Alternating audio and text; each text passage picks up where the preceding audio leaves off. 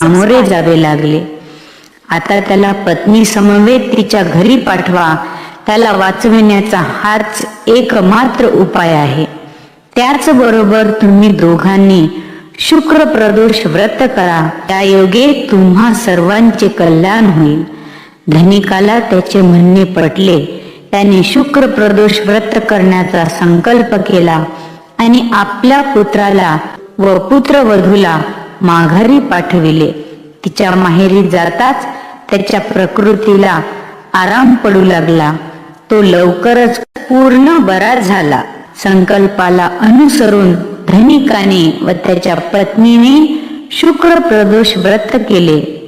त्या व्रताच्या पुण्य प्रभावाने त्यांच्यावरील संकटांचे निरसन होऊन ते कुटुंब सुखी झाले.